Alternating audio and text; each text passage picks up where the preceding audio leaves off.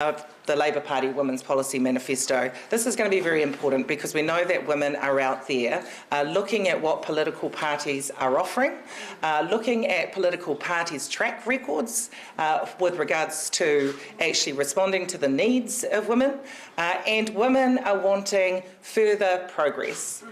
We are a country that can take great pride in the fact that in many ways we have led the way in lots of different things, including, of course, with women winning the right to vote.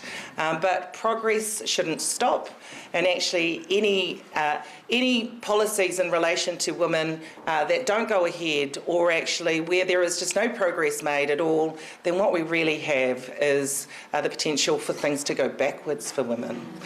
So today we're going to get an opportunity to speak about that. But right now what I'm going to do is introduce our Prime Minister, who's taken the time out to be here today because of the value that he places on this particular policy and on women's vote. I do want to recognise Chris for the work that he's done. Often it goes unseen, or perhaps it isn't spoken about as much, but in the portfolios that he's held as a minister, he has really made a difference for women in a number of ways. I'm going to mention some of them because I think it's important that we acknowledge these things. Perhaps they don't get the headline, but they certainly are important for women. One of the things I'm really proud of Chippy for is actually achieving pay equity for our teacher aides.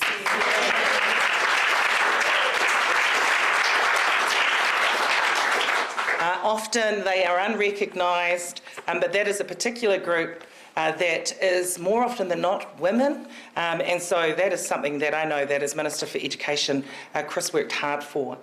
He also has started the process, and it's something that still is being continued by the current Minister for Education, of trying to get pay parity for early childhood education teachers, and that is one area that we need to continue to work on. I want to acknowledge the work that Chris has done with respect to the living wage and the public sector. People often overlook the fact that many of those that were on the lowest incomes, those in positions like clerical positions, are women. And so actually in his position pushing for the living wage for those in the public sector has been very important for women.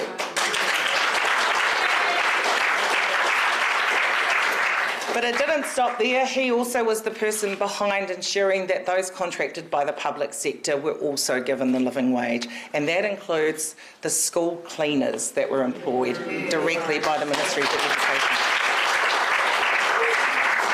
Because we know who are usually the people that take up those positions. It is women.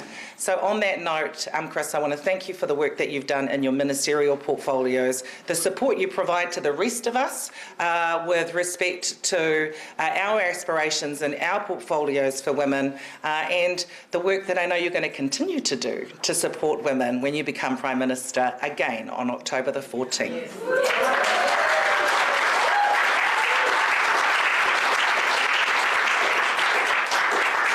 Ngā mihi nui kia koutou. Kia ora everybody, and it's great to be with you all this morning, or is it? No, it's afternoon now, isn't it? This afternoon. It is fantastic to be with you all here, and thank you for coming out and sharing some of your Sunday with us for this very important kaupapa. In 2 days' time, it will be 130 years since women in New Zealand got the vote. I know that date very well because it will also be my daughter's 5th birthday.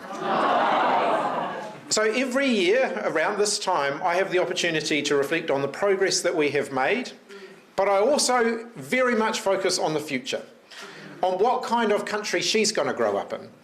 What are the opportunities that I want my daughter to have that perhaps the women who came before her haven't had the same access to? Because I got into politics because I want opportunity to be shared. I don't want opportunity to be limited by someone's gender, by their ethnicity, by their sexuality. I want everybody in New Zealand to have the freedom to grow up, to be a part of our society, part of our community, to chase their dreams and aspirations, and not to be held back by things that they can't control. And for too long in New Zealand, there has been a massive gender disparity. And we see that in everything from healthcare to education to basic things like how much people are being paid. So when we became the government 6 years ago, we started a pretty active program to start to turn some of those things around. As Minister responsible for the public service, one of my jobs was to make sure that we were living up to the commitments that we made around pay equity and pay parity. So changing the law, as we know, is only ever the first step in that process. And we made some really positive changes around pay equity law.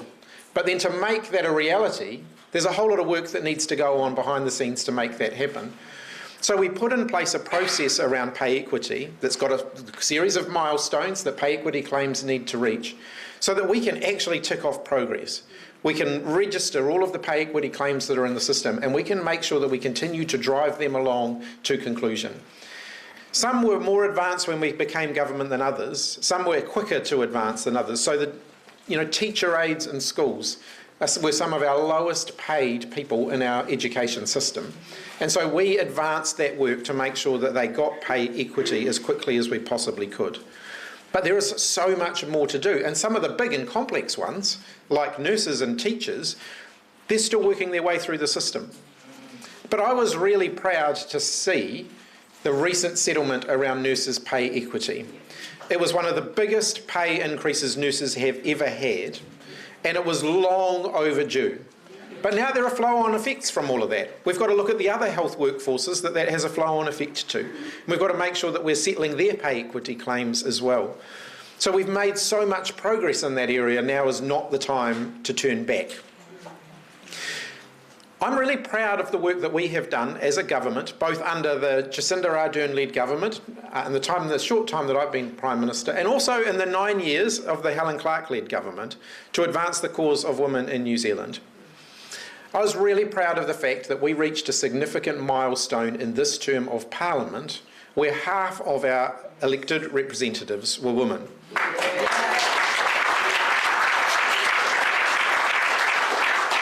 But I want to note that it was the Labour Party that did the heavy lifting there. And if there is a change of government, there is no guarantee that that will continue. And in fact, if you look at the safe seat selections and the list selections of the parties on the other side of the House, there's every evidence to suggest that it won't. So we've got to make sure that we get back into government so that we can continue that momentum. I'm very proud to be the first Prime Minister to preside over a cabinet that has an equal number of men and women in it.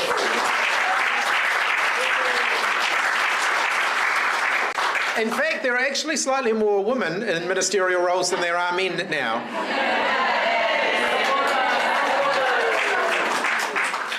But it's not just at that high level. The actions that we have taken as a government and all of the decisions that we have taken have had a gender lens over them. When we became the government, one of the first things that you have to do when you become the government is you have to start thinking about something called the honours list. The honours list is the way we recognise people in our community who have made significant contributions, whether it's a knighthood or a damehood, which everybody knows what that means. But there are literally hundreds of other awards that get given out every year. They were overwhelmingly dominated by men. We didn't accept as a government that men were disproportionately deserving of recognition for the contribution they make to our community. And in the time that we have been in government, the New Year's honours and the Queen's birthday honours now and the King's birthday honours, we've tried really hard to make sure that there's gender balance and who is being recognised. That hasn't happened by accident. We've had to work hard at that. Because you know what else we found was that women were less likely to be nominated in the first place.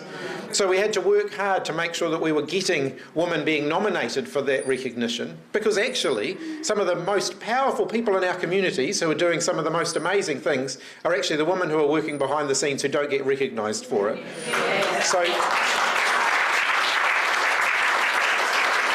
So we've changed that. But also, in all of the appointments that government makes, the boards that get appointed, the committees that get appointed, we've worked really hard to make sure that we're creating opportunities for women to take up those roles. And we've made huge progress. And we've still got more progress to make. But there is far more gender diversity, ethnic diversity, and a whole lot of other diversity in our board appointments and in our committee appointments now than there has ever been before. But it's not happened by accident. It's happened because we've had a government that's been committed to doing those things. And we have to keep this government if we want to see that commitment continue. So we've got a lot to campaign on over the next 4 weeks or so. So I'm really looking forward to getting out there and campaigning. Now, I know that you're going to hear shortly from a couple of our spokespeople, Willow Jean and Jan, who are going to set out for you a bit more detail of what's in the Women's Manifesto that we're releasing today. I'm really proud of it. I think it marks the progress that we've made, but it also recognises that nothing ever stands still. You either keep moving forward or you go backwards. And I think we have to keep moving forward, and I think the way we keep moving forward is with a re-elected Labour government. So thank you for being here and thank you for being part of it.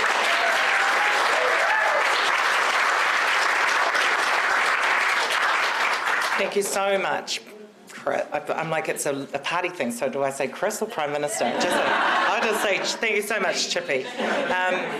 Those words I know meant a lot to everyone that's in this room, and they were sincere and they were spot on. So we appreciate all of the work that you've done and the words that you've just shared. Next on our speaking list is someone who is not a stranger to any of you, and she has been a fighter in the education system and a fighter for women across all of her portfolios. I want to acknowledge this person as not only the spokesperson for women for the Labour Party, but as a good friend and as someone that we all have come to admire and respect deeply. I welcome up to the microphone the wonderful Jan Tinetti.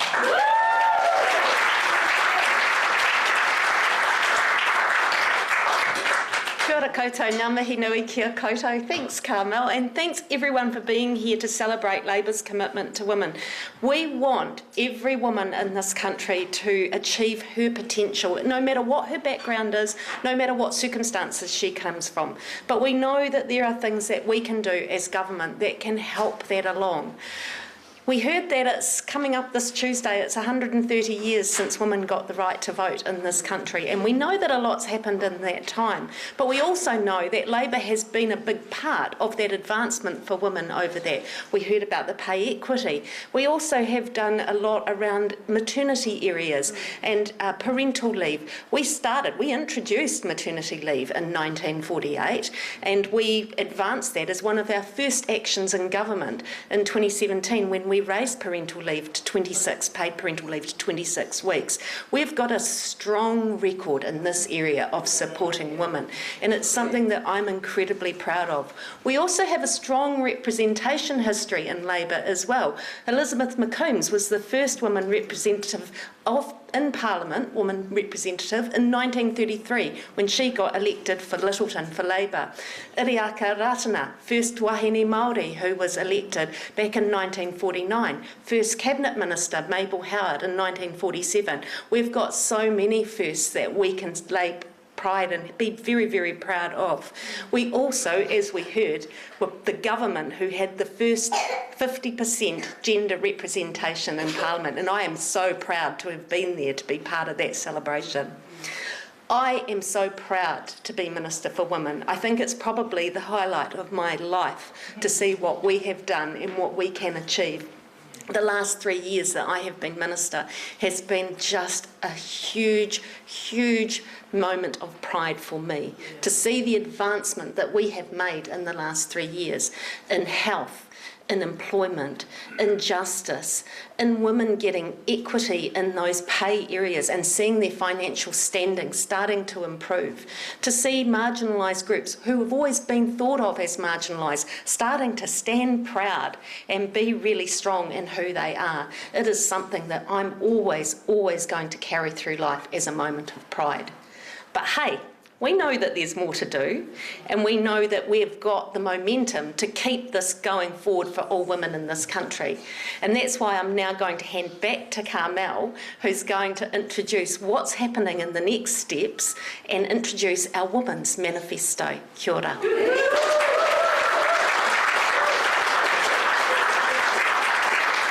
So I'm the MC and the person announcing the concept. I want to just acknowledge Jan and Willow Jean, who agreed that I could be the one that shares this with you today, and want to recognise all of the work that they have put into this. You will come to understand Willow Jean's involvement shortly with some of the announcements that we are making. I want to just really reiterate the words of Chippy and also Jan, in that every woman should have the opportunity to get ahead in this country, regardless of background, regardless of where they live, regardless of which career they choose to take up. And that is certainly our aspiration. But what we are hearing is that women recognise so much is at stake. Just this morning I was at the Avondale Market with Deborah Russell, and that was certainly what was coming from women that we spoke to. One woman in particular said she'd been watching very closely what had happened over the course of the last week, had absolute distrust for what National is proposing with tax cuts, and absolute concern for what it might mean for women and her family. And so I think it's important we recognise it's not just these people in the room that are worried about what's at stake. It is women that are out there as well, looking at what political parties are offering. I want to talk a little bit about what is at stake, though, and just reflect on the past and where we've seen things cut and the impact that that has had on women. One of the ones that was most personal to me, that was so disappointing to see slashed by the previous National government, was the training incentive allowance. Here we had a small pot of money that was available to mostly sole parent beneficiaries, who happen to mostly be women, for them to be able to pick up tertiary study, improve their own lot, get educated, and actually improve the circumstances for them and their children. And it was one of the first things that was on the chopping block under the previous National government. We came in, we said we'd put it back into place. We did absolutely that. This year it was made permanent. Already what we've seen is over 5,000 women, or 5,000 beneficiaries, predominantly women, taking up the training incentive allowance and choosing to take up higher level study in areas like health, where we have workforce shortages. And so I want to just use that as an example of how quickly something can be cut under a national-led government, and then the response from us as Labor in terms of ensuring that it is put back in place. I know that I'm not alone. Many women in this room may have benefited from the training incentive allowance. It is timely that we are gathered here today. As Chippy said, as Suffrage Day is only 2 days away, and it gives us a reason to just pause and reflect on how far we have come. The right to vote is the bedrock of any democratic society, a cornerstone of freedom and equality. However, it was not so long ago that women were denied this fundamental right. The fight for women's suffrage was a monumental struggle that reshaped the course of history and brought us closer to the true ideals of democracy. Sometimes we hear that at that point in time, women were given the right to vote. We know they were given nothing. They had to fight for that right.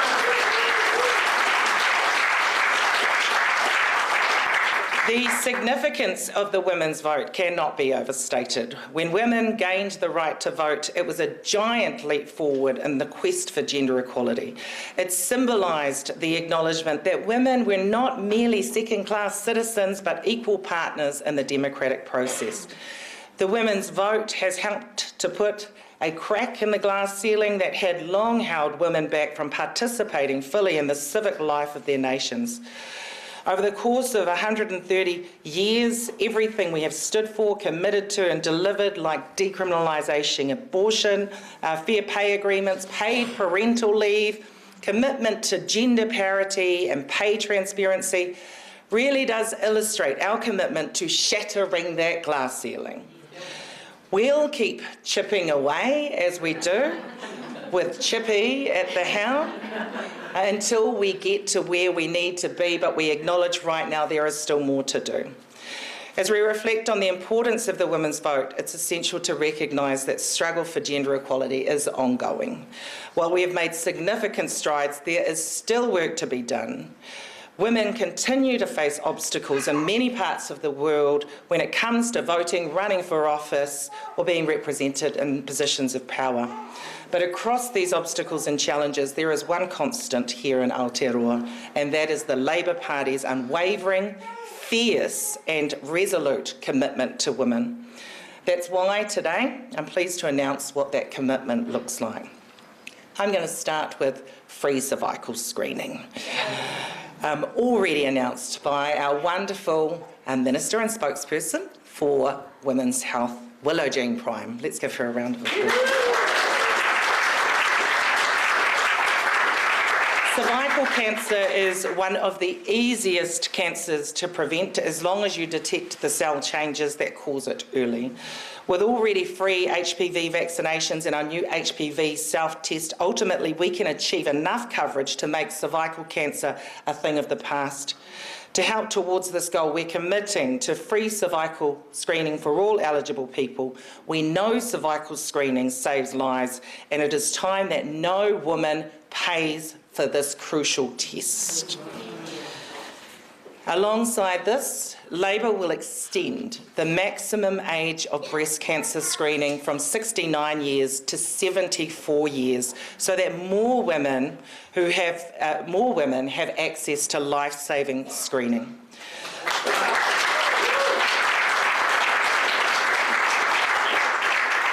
Breast cancer is the most common cancer affecting Kiwi women. Mammograms save lives by finding breast cancer early before it spreads. This will see breast cancer screening offered to an additional 115,000 women aged 70 to 74 years. Lastly, I want to underline another area of our manifesto that does not often get the attention it deserves. Endometriosis is a condition that warrants our attention, empathy and action. 1 in 10 women of childbearing age have endometriosis. Our health system has not listened to women when they've asked for help. On average, women visit the doctor 5 times over 8 years from the start of their symptoms before they actually even receive a diagnosis. Throughout this, women endure pain, reduced quality of life, mental health challenges, and fertility issues. Labor will put this right. Today, I'm also pleased to announce that Labor will lead a comprehensive approach to address endometriosis with a new national action plan to implement endometriosis education and awareness, improve clinical management and care, and support focused research initiatives.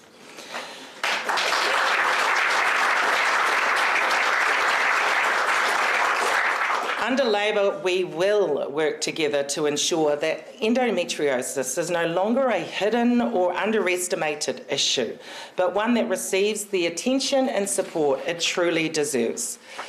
These are barriers women tell us about. They tell us that they face these challenges and often feel like they are unheard or are made to feel like they are making things up.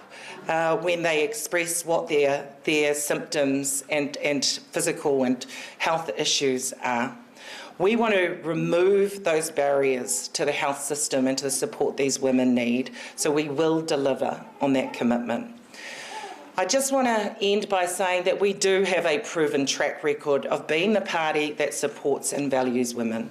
Today's Women's Manifesto launch aims to build on the mahi that has been done and is underway. It doesn't necessarily cover off all of the work that is underway in key portfolio areas that the government has already started and is on track, but these are some of the areas that we thought that we would mention today as part of the launch because of the importance of these particular issues. I want to add that this is not just important for women now, this is important for future generations of women. We want to ensure that those women don't have to face the same prejudices, the same discrimination, the same judgment when they need to access the support of the health system for the issues that they are facing. It is important also because we are a world leader in women's rights and gender equality. And as far as we're concerned, the Labour Party wants to ensure that Aotearoa remains that way. Whawhai lava. Thank you so much.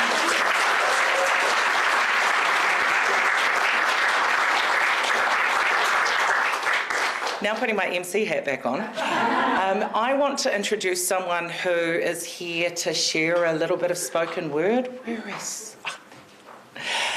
This is someone that I've known for a long time, who is a huge influencer in the Pacific community, who is well known for her career as an amazing artist and poet, but also has been very open and generous and courageous with her own experience with endometriosis and what that has meant for her health.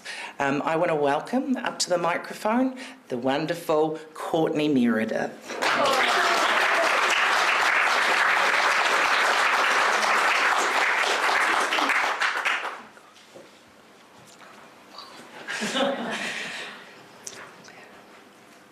I have stolen away into the secret room that mothers build inside their daughters.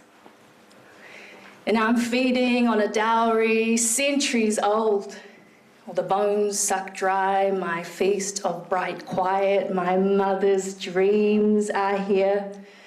Beside the red gold river, born of shame and laughter, the shifting bank won't hold. Her mother's wings are here, wild shimmered, iridescent, girl to bird to prophet, an angel killing time. And there is her mother, my mother's mother's mother's mother, at the top of the sky ablaze, and she's lighting these islands below. These salted tears. Malo, thank you so much for having me. Thank you for taking the pain that I have endured for so long, for my lifetime. Thank you for taking that so seriously. Thank you for all of the gifts that everyone has brought into the space today, and for acknowledging and seeing that the future for your daughter that you're talking about too, may her pain be recognised, may it be real, may it be visible, may we all live in ease. I'm just going to share a little bit about my journey with endometriosis, and just thank you all for taking this disease, this condition, this hereditary beast seriously. Kia ora. I stood hunched over in the playground at primary school with one of my friends rubbing my back. I was 9 years old, and the pain crushing my abdomen was so intense, and neither of us really knew what to do. The searing white heat of the pain eventually subsided, and I was able to walk slowly towards the trees at the back of the top court. From there, I looked out to my friends playing handball, trading basketball cards. Those were the days when we used to play with analogue things. And there was a game of soccer in full flight. It was autumn and the leaves were just beginning to turn gold. But my body was no longer my body. It had become a site of terrible and horrific things. It would be years before I could give my pain a name. It would be years before I could track it back through my ancestry, and I would come to know in time that my mother and her sisters and my mother's mother and my mother's mother's mother had all suffered from terrible periods, horrific cramps and heavy bleeding. They had missed birthdays, they had missed church, they had missed classes, they had missed tangies, they'd missed funerals, they'd missed work, so much work. They'd missed netball games, importantly, because of endometriosis. My mother's younger sister started having pains at the age of 9, just like me. This is something I didn't discover until researching. She wasn't diagnosed with endometriosis until she was 35 years old. For a Pacific woman to present with pain again and again and again, she was overlooked. When I asked what kept her going through those 26 years of pain in between, she told me she'd learned to put on a brave face. It's something that I know all too well. My mother's older sister started having pain at 11 years old. Another key fact I wasn't aware of until I started researching. She said it was so bad at times, she missed countless school days, And when she got older, she was in and out of hospital. She talked about a curette procedure where the lining of the uterus is scraped, and this is something I had a few years ago too. My first cousin and my best friend was diagnosed with adenomyosis and endo recently in her early 30s. And as I write this essay, she is on a waiting list for surgery to alleviate symptoms of both conditions. Chronic pain didn't present in her life until her late 20s, but she has experienced excessive bleeding since she was 13. And my mother speaks of a searing white-hot pain just like mine. She first remembers at age 11. She said it was like being stabbed through the pelvis with a hot poker. Over the years, the women of our family have talked about this pain, but we never talked about it too deeply. We came to acknowledge each other as nocturnal comrades, all fighting the same faceless, nameless, genetic thing, sitting together and putting the research into this one piece of writing. I came to name this essay 107 years, because between myself, my mother, her two sisters, and my beautiful cousin I mentioned, we had endured, at the time of publication, 107 years collectively of chronic pain between 5 Pacific women in this country. And next to those 107 years of pain, we talked about all the years of service. We talked about all the things that we never missed, that we turned up for, even when we were on our worst, baddest days. And we have found so much connection and so much light, but we've all had procedures. I won't say in my family who has the uterus and who doesn't, but more don't than do.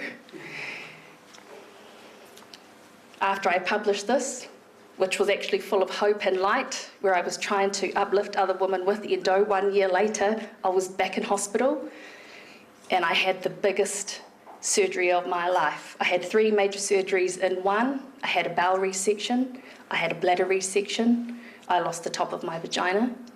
And I'm being honest about these things today because this has been something within my life and a pain within my family that we have had to fight through.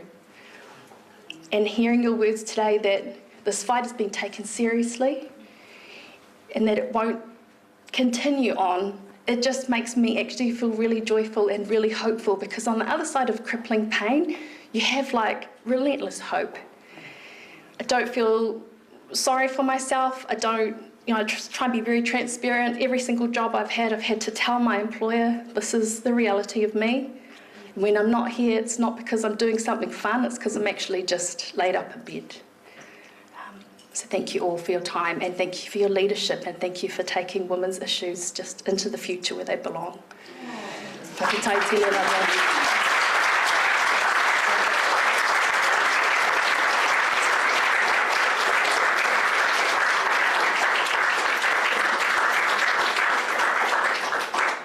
Just want to thank Courtney so much for her courage and for her ability to be able to speak absolute sense and knowledge to this issue.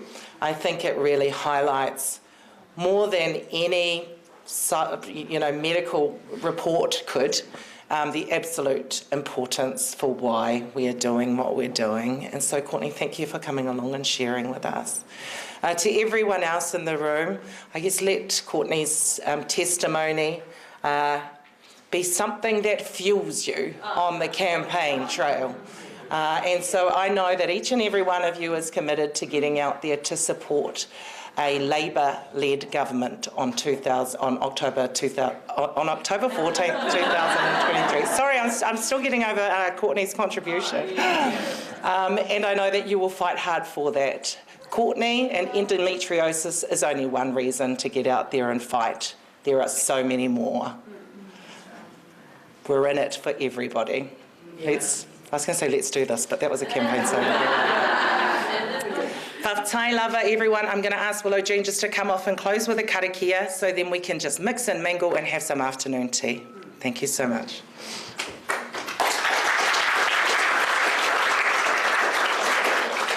Thank you to all the speakers, and if you'd like to join me, kei noi tātou. Kia tau, kia tātou katoa. Te ata whai o tō tātou ariki a Ukraiti. Me te aroha o te atua, me te whiwhinga tahitanga, ki te wairua tapu, ake, a mene. Kia ora.